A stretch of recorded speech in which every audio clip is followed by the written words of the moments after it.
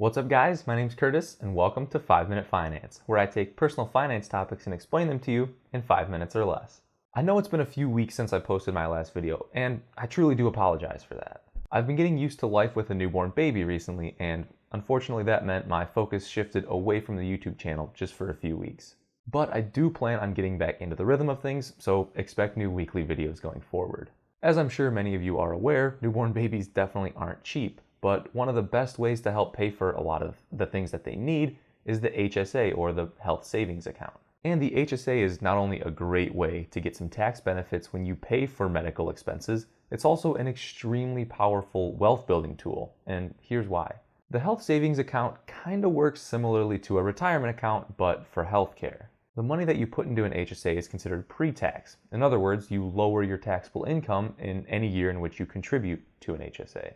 The money then grows inside your HSA account tax deferred. This means that any gains, dividends, and so on aren't taxed in the year in which they appreciate. Then, if you need the money to cover any qualified medical expenses, you can withdraw the money you put in plus any gains in that account tax-free to pay for those expenses. Health savings accounts are considered triple tax advantaged, which is what makes them so special and so different from other types of accounts. See, with both traditional as well as Roth retirement accounts, you get what you'd consider double tax advantaged.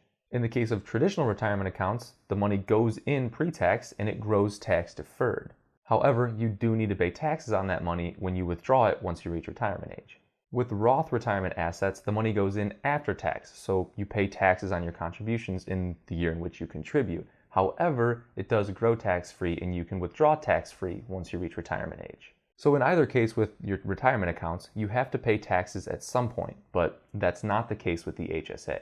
As long as you're using the money for qualified medical expenses, you're never going to have to pay taxes on anything you contribute or any gains that you have in that account. That all sounds great, but there are even a couple more advantages to HSAs that go beyond just medical expenses. If you contribute to your HSA throughout your entire working career, it's totally possible that you have so much money in there that you're never going to use it all for qualified medical expenses. If you don't need all the money for health expenses, you can withdraw the money after age 65 for whatever you want, and you just have to pay ordinary income tax on those withdrawals. So once you reach age 65, the HSA can be used tax-free for medical expenses, or it can be simply treated as a traditional retirement account. The money went in pre-tax, grew tax deferred, and you just had to pay income taxes when you withdrew, just like a traditional retirement account. So if you're in good health, not only can you max out your 401k and your IRA, you can also max out your HSA and basically just consider it more retirement funding. But that's not all. With health savings accounts, you can withdraw money for any qualified medical expense that you paid for any date after the account was opened up. What does it mean? Well, what that means, for example, if you went to the grocery store and you bought Band-Aids in addition to your groceries, at any time in the future, it could be 40 years from now, you could go into your account, withdraw tax-free the amount of money that you paid for those Band-Aids, as long as you had a receipt to show that you bought them. So as long as you keep receipts of any qualified medical expenses, you can actually keep a lot of the money in your HSA to continue to grow tax-deferred. And then in the future, you can take out the amount of money tax-free that you paid throughout your lifetime for medical expenses.